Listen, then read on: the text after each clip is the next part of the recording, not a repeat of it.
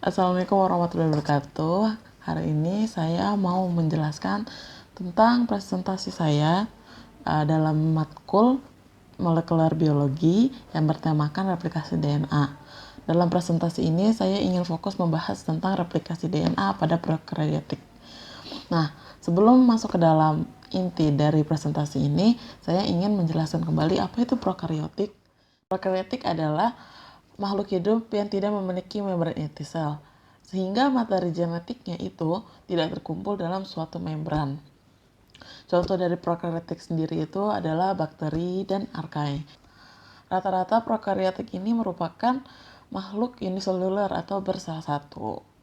Nah, setelah kita memahami apa itu arti dari prokaryotik, kini kita ingin membahas tentang replikasi DNA. Replikasi DNA terdiri dari beberapa tahapan. Yang pertama itu DNA merupakan untaian dari dua. DNA terdiri dari dua ikatan yang bisa dipisahkan.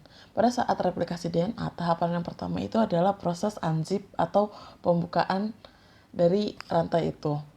Pembukaan dari rantai dilakukan oleh enzim helikase yang berperan dalam pembukaan rantai.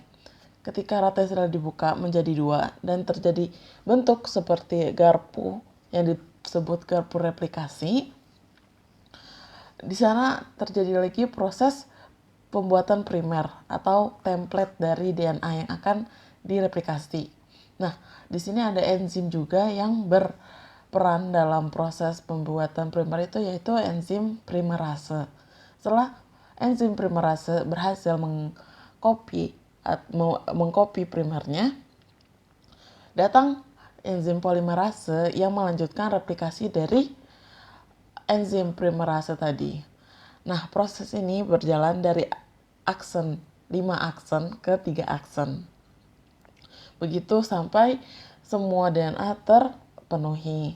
Nah, ketika dijadikan garpu replikasi, DNA bercabang menjadi dua. Yang di atas itu bernama leading strand dan yang di bawah bernama lagging strand. Kenapa yang di bawah dinamakan lagging strand? Karena lagging strand itu tersusun dari 3 aksen ke 5 aksen. Sedangkan enzim polimerase itu bekerja dari 5 aksen ke 3 aksen. Sehingga mempersulit dan memperlambat kinerja dari replikasi di lagging strand. Makanya disebut lagging strand atau alias strand yang tertunda.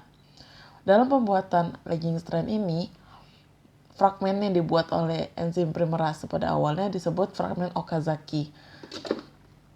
Nah, ketika fragmen Okazaki ini selesai, enzim primerase yang dari kiri melanjutkan pekerjaannya dan dilanjut polimerase. Begitu sampai selesai. Ketika hampir selesai semua rantaian yang di lagging strand tersebut, primer yang pertama kali dibuat oleh enzim primerase dihapus oleh enzim eksonuclease. Ketika enzim eksonuclease sudah mengerjakan pekerjaannya, enzim polimerase kembali mereplikasi DNA yang kosong tadi. Nah, sistem atau proses yang tadi saya jelaskan itu termasuk dari proses replikasi DNA yang berprinsip semi konservatif, yang mana masih ada potongan dari DNA lama dan juga potongan dari DNA baru yang direplikasi dari beberapa enzim tersebut. Nah, sekarang fokus kepada prokaryotiknya. Nah, apa yang membedakan proses replikasi DNA pada prokaryotik dan eukaryotik? Dalam prokaryotik, bentuk DNA itu sudah berbeda. Dalam prokaryotik, bentuk DNA berbentuk sirkuler. Sedangkan dalam DNA-nya si eukaryotik berbentuk linear. Nah, bentuk sirkuler ini mempermudah dan mempercepat proses dari replikasi DNA. Nah, dari situ juga muncul perbedaan dari laju pereplikasiannya.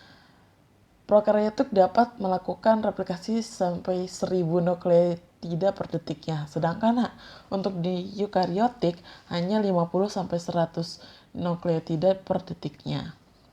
Selain itu, perbedaan dari si eukariotik dan prokariotik dalam proses replikasi DNA-nya, yaitu adanya enzim telomerase dalam eukariotik, sedangkan di prokariotik tidak membutuhkan enzim telomerase karena bentuknya yang sudah sirkuler dan tidak membutuhkan ujung seperti di kromosom pada DNA eukariotik. Sekian presentasi dari saya. Bila ada pertanyaan boleh diajukan dalam grup chat Jumat ini. Untuk perhatiannya saya ucapkan terima kasih. Wassalamualaikum warahmatullahi wabarakatuh.